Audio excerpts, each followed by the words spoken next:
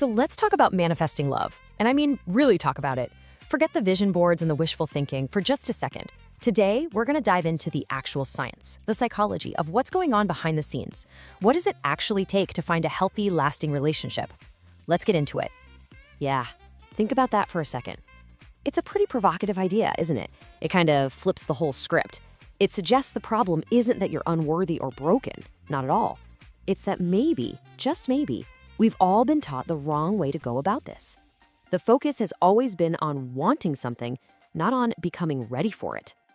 So what's the real difference here? Well, you've got two kinds of manifesting. On one side, you have the pop culture version we all know, visualizing, repeating affirmations, and then kind of just waiting for it to happen. But on the other side, there's a psychology-based approach. And this one is active.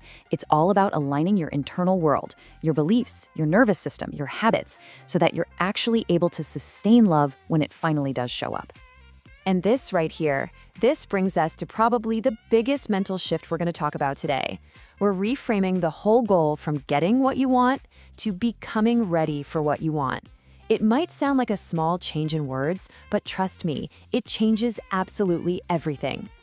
I want you to really let that one sink in. This isn't some mystical, spiritual idea. This is straight up psychological reality. It's our subconscious behaviors, our emotional availability. That's what really determines who we end up with, way more than just wanting it. Manifesting, then, isn't about calling someone in. It's about becoming the kind of person love can actually stay with. And look, this isn't just a nice little theory. It's backed by solid research. Time and time again, studies on how relationships form find that things like emotional availability and having a secure attachment style are way, way better predictors of long-term success than all the stuff we tend to obsess over. The real signal, the one that truly matters, is your internal state. Okay, so the big question is, how do we actually become ready? Well, we're going to start with pillar 1, aligning your internal world. This is where the real work begins, and it all kicks off with a really powerful psychological principle.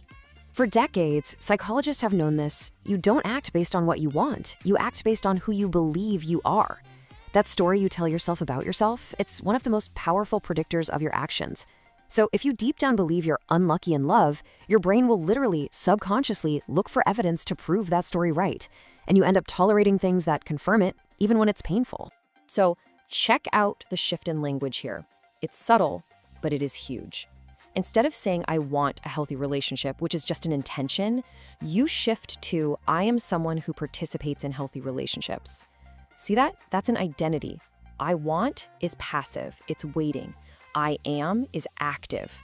It changes how you show up, the boundaries you set, the whole vibe you give off. And that's really the heart of it. You can say, I'm worthy in the mirror 100 times, but it's your actions, driven by who you truly believe you are, that send out the real signal. The goal is to embody the person who is already capable of being in the kind of relationship you want. Okay, another massive piece of the internal puzzle is your nervous system. Seriously, our bodies are kind of hardwired to be drawn to what feels familiar, even if what's familiar isn't exactly healthy. So, let's say you grew up around a bit of chaos or unpredictability. That feeling of being on edge can get misinterpreted by your brain as excitement or chemistry. And then, when someone calm and stable comes along, it can feel, well, boring. Not because it is boring, but just because it's unfamiliar to your nervous system. So, how do you start to retrain this? Here's a super practical tool you can use, the post-date check-in. After you see someone, instead of just asking, did I like them, ask your body a few questions. Do I feel calm or am I buzzing with anxiety? Do I feel grounded or am I totally on edge? Is my system feeling regulated or completely dysregulated? Your body's response is often a way more honest signal of safety than those initial frantic butterflies. All right, so once we've started doing that internal work, it's time to look outward. And that brings us to pillar 2, designing your external world. This is all about making connection not just possible, but actually probable. And here's another huge reframe for you. We have this fantasy that once we've done enough self-work, our soulmate will just magically appear on our doorstep. But the truth is, if your life has no entry points, if you're not out in the world, love literally can't find you. You've got to make yourself reachable. So how do you do that? Well, you can actually design coincidence.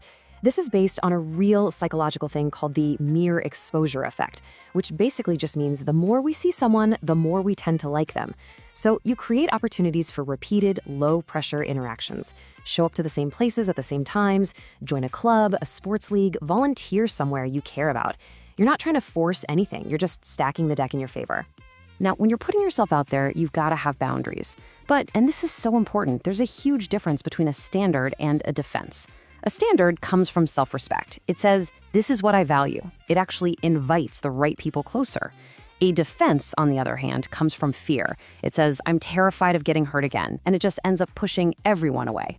This is exactly why setting a boundary early on isn't risky. It's actually a brilliant filter. Think about it. How someone responds when you calmly and kindly state a need tells you everything you need to know. If they respect you, it actually brings them closer.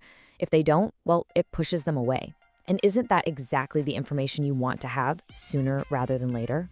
Okay, so we've covered a lot. We've talked about the internal work, your identity, your nervous system, and the external work, which is all about designing your environment.